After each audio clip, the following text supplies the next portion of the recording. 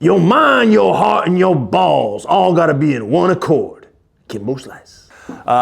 Kimbo Slice, one of my favorite mixed martial arts of all time, largely because when he came on the scene, people basically thought he was the antithesis of a true martial artist. And as time went on, he pretty much proved himself to be the ultimate embodiment of what true martial arts is about. So Kimbo Slice, from dirty, deep in the heart of South Miami, poor, rough area. And most people found out about Kimbo Slice, like myself, through the internet. And it was just these grimy, like old school videos of backyard fights. And these guys are just, putting some money on the line, meeting in someone's backyard, meeting in a parking lot, and just beating the crap out of each other. No gloves, no real rules, and just filming it and putting it on the internet. Kimbo Slice at the time was like, I think he had his first kid when he was like 18 years old. And that's another cool thing about Kimbo is you have this hulking like beast of a man who just looks like the toughest guy you've ever seen in your life. And then comes to find out ultimately he has 5 kids and he's like the sweetest dad and he's a huge family man. And pretty much everything he did throughout his career was like all leading back to his family. And he had his son when he was 18 years old. And I saw this interview of his son and he was talking about just like how incredible of a dad Kimbo was. So it's again like this push and pull of this tough Miami street fighter who humbles himself to really go and learn martial arts, and this badass rugged dude who's also just like has a heart of gold and is the sweetest father.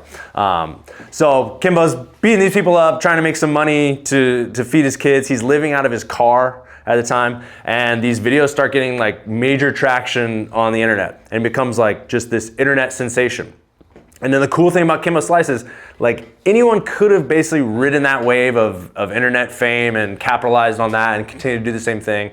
But it was evident that Kimbo, like, it wasn't just about beating people on the streets. He wanted to see how proficient and how good of a martial artist he could truly be.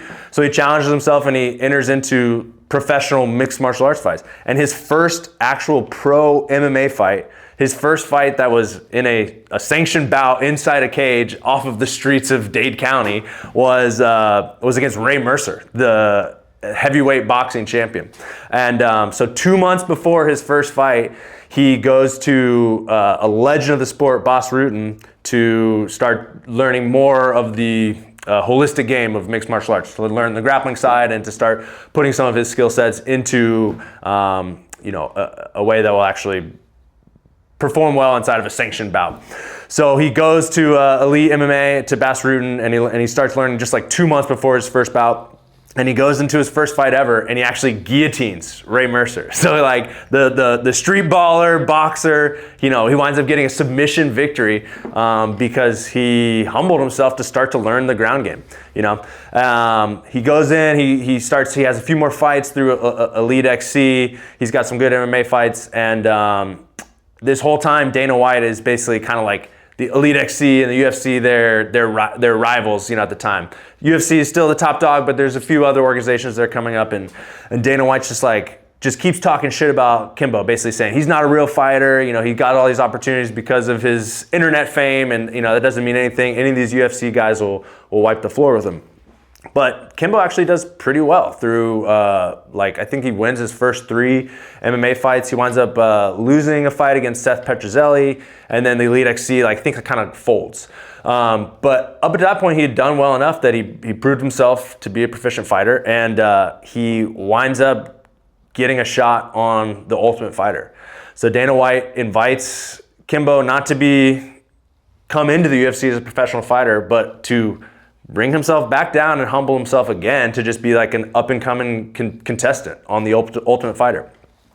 Kimbo comes in, everyone kind of sees his personality, they start to learn who he is. It's like his heart of gold is just shining, it's impossible to deny. And Kimbo Slice wins over the hearts of America. He wins over the hearts of MMA fans.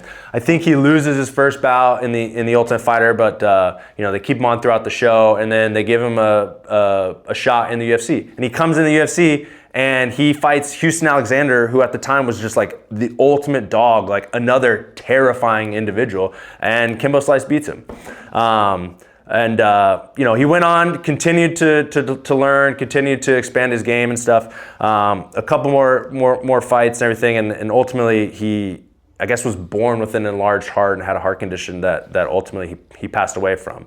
But I just think it's a really cool story and a cool example of someone who kind of